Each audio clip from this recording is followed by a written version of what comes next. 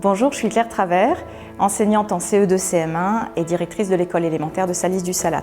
Nous avons installé l'année dernière un Fab Lab à l'école. Le Fab Lab, ça vient en fait de Fab comme fabriquer, Lab comme laboratoire. C'est donc une salle qui est dédiée à la créativité, à la fabrication. Nous avons des machines à coudre, des scies à chantourner, des perceuses, des pyrograveurs, des découpeuses vinyles, des machines à gaufrer, donc tout un tas d'appareils qui permettent aux enfants de créer.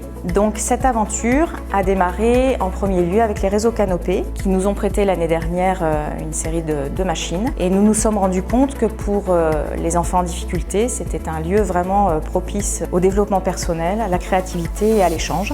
Donc les élèves en difficulté par ailleurs à l'écrit ou en mathématiques se révélaient en fait dans ces ateliers, faisaient en fait des mathématiques, de la géométrie, de la production d'écrit sans s'en rendre compte. C'est aussi un lieu qui est très propice aux échanges, au partenariat, à la complicité. Ça nous a permis aussi d'avoir un autre relationnel avec nos élèves et de les découvrir en fait en réussite alors que par ailleurs ils pouvaient être en grande difficulté en classe.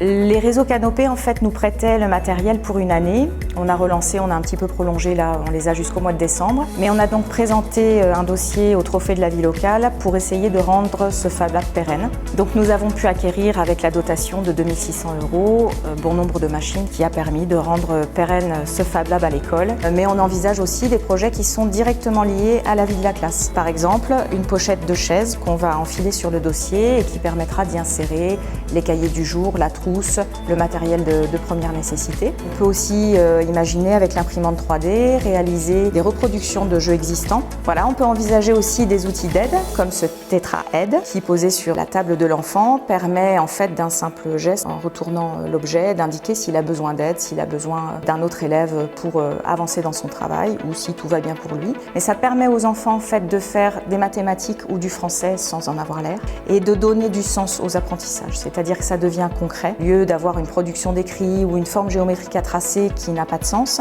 là elle est vraiment mise au profit d'un projet.